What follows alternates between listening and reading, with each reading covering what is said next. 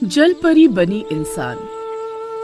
नदी किनारे बसने वाला छोटा सा पाली गांव बहुत ही खूबसूरत है। इस गांव के किनारे पर एक छोटी सी नदी बहती है। कहने को तो छोटी सी नदी है, लेकिन उसमें अनगिनत मछलियां हैं। गांव के सारे लोग मछुआरे हैं। इसी नदी पर उनका रोजगार निर्भर करता है। सारे गांव के आदमी मछलियां पकड़कर बेचने का काम करते हैं। इसी गांव में बिरजू नाम का एक बहुत ही दुष्ट आदमी और उसकी पत्नी रहते हैं। बिरजू ने अपने भाई और भाभी की मौत के बाद धोखे से उनके घर पर कब्जा कर लिया और भाई के बच्चों को उन्हीं के घर से बाहर निकाल दिया। भतीजी गंगा 14 साल की और भतीजा मुन्ना 8 साल का है। दोनों अनाथ बच्चे नदी के किनारे पर अपनी एक झोपड़ी लगाकर रहते हैं और अपनी गुजर बसर नारियल पानी बेचकर करते हैं। मुन्ना, चल मेरे भाई खाना खा ले, सांझ हो रही है। सभी मछुआरे मछलियाँ पकड़ने आते ही होंगे और मुझे भी जल्दी से नारियल पानी की रेडी लगानी है। क्या पता आज कोई 10 ग्राहक हमारा नारियल पानी ले ही ले। हाँ, बस खाने लगाऊं। पहले देख तो लो दीदी, आज मैंने और 4 रुपए अपनी गुल्लक में डाल दिए। देखना, जब मेरी गुल्लक भर जाएगी तो फिर हम अपना बड़ा सा घर खरीदेंगे और उसमें रहने लगेंगे। फिर हमें इस टूटी फूटी झोपड़ी में रहना नहीं पड़ेगा। ठीक है मुन्ना, चलो अब खाना खा लो। अरे ये क्या, मेरा कांटा कहाँ अटक गया? आज तक ऐसा नहीं हुआ कि मेरा कांटा कहीं अटका हो।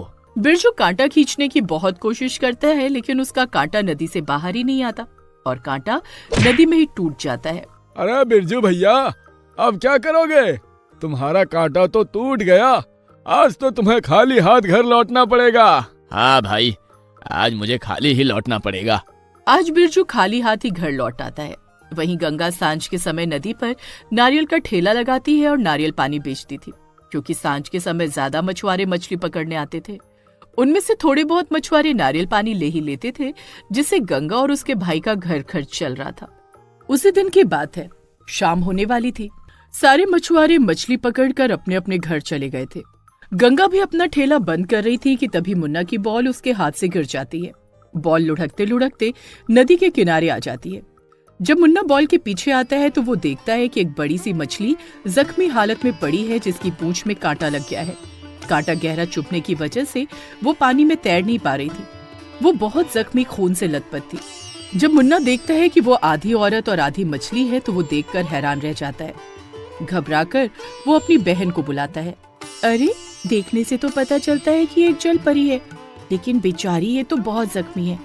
मालूम पड़ता है किसी मछुआरे ने इस पर अपना तेज धारदार कांटा फेंका है और वो कांटा इसकी पूंछ में बुरी तरह चुभ गया है, इसीलिए बेचारी इतनी जख्मी है। दीदी, मुझे लगता है हमें इसकी मदद करनी चाहिए। ये बेचारी कितनी घायल अवस्था में पड़ी है। हमें इसका कांटा निकालकर इसके जख्मों पर मरहम पट्टी करनी चाहिए। मुन्ना और गंगा जलपरी को मरहम पट्टी के लिए जैसे तैसे घसीटकर अपनी झोपड़ी में ले जाते हैं और बड़ी मुश्किल से जलपरी की पूंछ से वो कांटा निकालते हैं। उसके बाद उसकी मरहम पट्टी कर देते हैं। तभी थोड़ी देर में जलपरी को होश भी आ जाता है। वो गंगा और मुन्ना की सेवा से बहुत प्रसन्न होती है। चल मुन्ना, अब खाना खा ले। इस जलपरी की मरहम पट्टी हो गई है, अब ये धीरे धीरे ठीक होने लगेगी। हाँ दीदी, पहला निवाला माँ को खिलाओ, उसके बाद हम खाएंगे। मुन्ना अपनी माँ से बहुत प्यार करता था, जिसे उसने कभी देखा भी नहीं था। उसके पैदा होते समय ही उसकी माँ की मृत्यु हो गई थी, पर वो हमेशा अपने खाने में से पहला निवाला अपनी माँ की तस्वीर पर चढ़ाया करता था। दोनों बच्चों का अपनी माँ के लिए इतना प्रेम देखकर जलपरी बहुत भावुक हो जाती है और उसकी आंखें भर आती हैं। अरे जलपरी, तुम्हें तो होश आ गया। तुम ठीक हो ना? तुम इतनी जख्मी कैसे हो गई थी? ना जाने किस बेरहम मछुआरे ने कांटा फेंका और वो कांटा मुझे चुभ गया। अगर आज तुम दोनों बच्चे नहीं होते तो शायद मैं जिंदा नहीं होती, क्योंकि मेरी पूंछ से बहुत सारा खून बह गया था। अगर थोड़ा और खून बह जाता तो शायद मैं मर भी जाती। दोनों बच्चे जलपरी की खूब सेवा करते हैं, उसके जख्म को भर देते हैं। जलपरी अंजनी उन दोनों की सेवा से बहुत प्रसन्न थी। साथ ही जलपरी को उन बच्चों पर ममता आ रही थी। वो उन्हें अपने बच्चे की तरह समझने लगी थी। फिर एक दिन की बात है। दीदी, बहुत दिन हो गए हैं, मैं अपने गुल्लक में पैसे नहीं डाल पाया हूँ। बेटा, एक बात बताओ, तुम गुल्लक में पैसे डालकर क्या करोगे? जब मेरी गुल्लक पैसों से भर जाएगी तो मैं अपने और अपनी बहन के लिए एक बड़ा सा घर खरीदूंगा, क्योंकि हमारे माता पिता की मौत के बाद हमारे घर पर हमारे चाचा चाची ने कब्जा कर लिया था। इस वजह से हमें टूटी फूटी झोपड़ी में रहना पड़ता है। मैं अपनी बहन को इस झोपड़ी में नहीं रखना चाहता। और अगर बेटा मैं तुम्हारे लिए एक बड़ा सा घर बना दूं तो आप हमारे लिए कैसे घर बनाएंगी? क्योंकि मैं एक चमत्कारी, इच्छाधारी और शक्तिशाली जल परी हूँ। मेरी पूंछ में चोट लगने के कारण मैं अपनी शक्तियों का प्रयोग नहीं कर पा रही थी, लेकिन तुम लोगों की वजह से मेरी पूंछ अब बिल्कुल सही हो गई है। तुम लोगों ने मेरी इतनी सेवा की, बिल्कुल अपनी माँ समझकर। फिर मैं तुम दोनों के लिए जितना करूं वो सब कम होगा। तुम जानते हो, मेरे भी तुम दोनों जैसे छोटे छोटे बच्चे थे। ना जाने कौन सा ऐसा मछुआरा था जो मेरे छोटे बच्चों को अपनी जाल में पकड़कर ले गया और खा गया। तब से मैं हर रोज नदी के किनारे अपने बच्चों की याद में रोया करती हूँ। मुझे रोता देख शायद भगवान को तरस आ गया और तुम दोनों के रूप में मेरे बच्चे वापस भेज दिए। अब मैं तुम दोनों को छोड़कर कहीं नहीं जाऊंगी, हमेशा तुम दोनों के साथ ही रहूंगी, क्योंकि तुम्हारी भी कोई माँ नहीं है। सच? आप हमारे साथ रहेंगी, हमारी माँ बनकर? अब से तुम्हें कोई भी काम करने की जरूरत नहीं है। आज से तुम दोनों मुझे ही माँ कहकर बुलाना। जल परी अपनी शक्तियों से नदी के किनारे रातों रात मुन्ना और गंगा के लिए बहुत बड़ा महल जैसा घर बना देती है। सुबह जब सारे गांव वाले इतना बड़ा घर देखते हैं तो वो हैरान रह जाते हैं। जब बिरजू को इस बात की भनक लगती है तो उसे आग लग जाती है और इस बात की खबर लेने वो उनके घर आ पहुंचता है। वहां जब वो जलपरी को अपनी आंखों से देखता है तो अरे बाप रे, वही तो मैं सोचूं, रातों रात इन सपोलों के पास इतना बड़ा घर कहाँ से आया। अब समझ में आया, ये सब इस इच्छाधारी शक्तिशाली जलपरी ने किया है। तुम सही कहते हो जी, इन लोगों को इच्छाधारी जलपरी मिल गई है जिसने इनको महल जैसा घर बनाकर दे दिया। और फूटी किस्मत हमारी, हमारे हाथ वो टूटा फूटा इनका घर ही लगा है। अरे तुम अपनी किस्मत पर क्यों रोती हो? ये वही जलपरी है जो मेरे हाथ लगी थी। इस जलपरी को मेरा कांटा चुभा था, इस लिहाज से ये मेरी हुई। वैसे भी अपने कांटे से फंसाया तो मैंने ही था ना इसे। अब से ये जलपरी मेरे पास रहेगी, नहीं तो किसी के पास नहीं रहने दूंगा। अभी गांव वालों को बुलाता हूँ।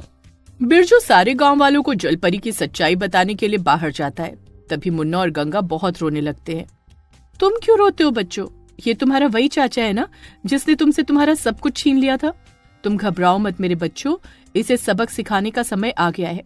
मैं एक इच्छाधारी जलपरी हूँ, कोई भी रूप बदल सकती हूँ। बिरजू और उसकी पत्नी जब सारे गांव वालों को जलपरी के बारे में बताते हैं और सारे गांव वाले घर के अंदर आकर जलपरी का सच जानने की कोशिश करते हैं तो वहां उन्हें कोई जलपरी नहीं मिलती है। वहां उन्हें एक साधारण औरत मिलती है और गांव वाले उससे उसका परिचय पूछते हैं। मैं बच्चों की मासी हूँ, मेरा घर पास के ही गांव में है। बच्चों के माता पिता नहीं है, वो बिल्कुल अकेले हैं, तो आज से मैं बच्चों के साथ ही रहूंगी। अब से मुझे ही ये माँ कहेंगे। हाँ, आज से यही हमारी माँ है और ये घर हमें भगवान का दिया हुआ वरदान है। भगवान हम पर बहुत प्रसन्न थे, इस वजह से भगवान ने रातों रात हमारे लिए ये घर बनाकर भेजा है। ये झूठ बोल रहे हैं। अरे ये सब मिले हुए हैं। भगवान कैसे एक ही रात में इन पे मेहरबान हो सकते हैं? ये एक इच्छाधारी जलपरी है, कोई भी रूप बदल सकती है। ये सब हमें बेवकूफ बना रहे हैं। आप सब मेरे चाचा चाची की बात को ना सुनिए। आप सब तो जानते ही हैं ये कितने दुष्ट हैं। इन्होंने हमारे साथ कितना गलत किया, ये सब आपसे छुपा नहीं है। किस तरह हम छोटे छोटे बच्चों को हमारे ही घर से बाहर निकालकर हमारे घर पर कब्जा कर लिया। आज फिर से ये दोनों वही कर रहे हैं। ये बात तो सही है बिरजू, तुमने गलत तो किया है बच्चों के साथ, और आज उनके खिलाफ भड़काकर उन्हें फिर से बेसहारा कर देना चाहते हो। इस बात के लिए तुम्हें माफ नहीं किया जाएगा। जब सारे गांव वाले गंगा और मुन्ना की बात सुनते हैं तो बिरजू और उसकी पत्नी पर बहुत गुस्सा करते हैं और उसे झूठ बोलने पर बहुत बुरा भला कहते हैं।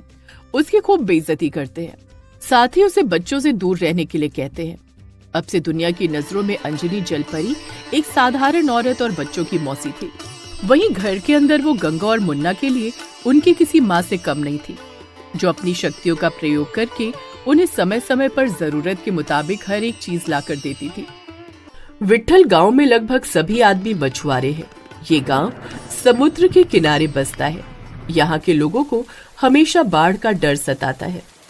हे भगवान, ना जाने कहाँ रह गया ये लड़का। ऊपर से आज बारिश का मौसम बना हुआ है, कहीं बाढ़ ना आ जाए। गांव के सारे आदमी मछलियां पकड़कर आज जल्दी घर वापस आ गए थे, क्योंकि आज बारिश होने की आशंका थी।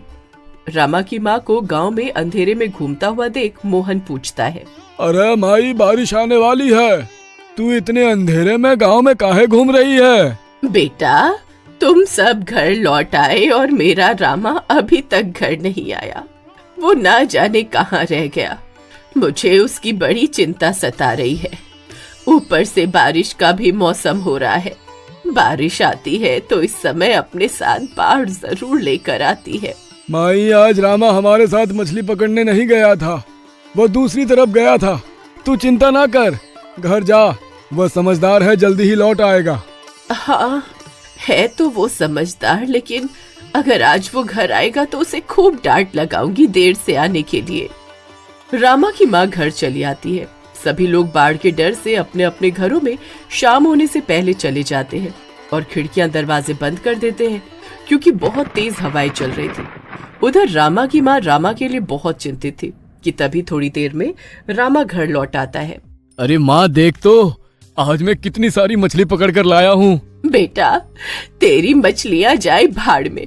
मन तो करता है तुझे आज मैं चार लगाऊं, लेकिन जवान जो हो गया है, अब तुझ पर हाथ भी उठाने का मन नहीं करता। तुझे पता नहीं है, घर में तेरी बूढ़ी माँ है, चिंता में होगी।